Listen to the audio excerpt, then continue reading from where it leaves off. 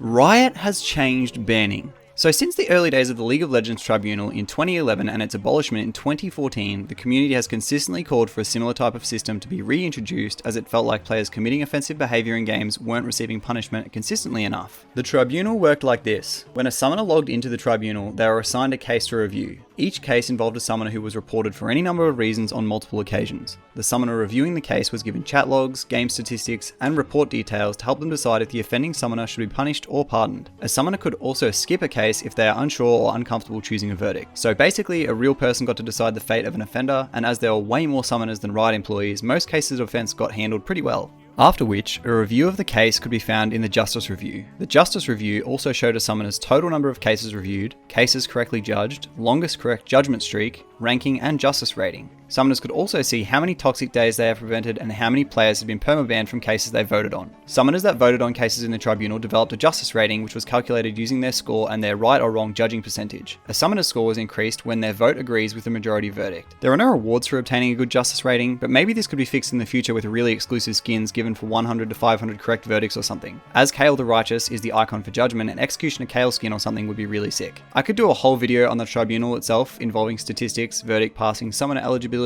etc, but I just wanted to provide relevant information for what's to come. This context all ties in with Riot's new direction for banning. For a long time, high elo players have called to voluntarily put forward their own time to keep their games clean, passing judgment themselves on offenders. As everyone knows everyone in high elo, they called for maybe a small team to be put together to keep competitive integrity for the upper echelons of the ladder, where everyone watches games through streaming, champions queue, etc. The game is at its highest exposure in these games. For the moment, their proposed changes are only to high MMR in North America, as there are only around 10 to 50 games happening at one time and it can be monitored much easier. This was tweeted by Riot Oberon, producer on League of Legends Game Loop, an hour ago. He says, following up on what I mentioned about high MMR moderation trials in NA, we're starting reviews this week. Please use in-game reports, etc. Our new direct report path for LPP has been live for around 1 month, and 70% of reports have resulted in action. Reminder to use this if you're seeing bad behavior in your games. No, streamers cannot get you in trouble unless you're already doing something that warrants it. Then he goes on about people having good and bad games and respect for other players. For those that don't know, the LPP stands for League Partner Program, which is essentially a program where Riot selects players via content creation or another avenue to have exclusive access and privileges within the game.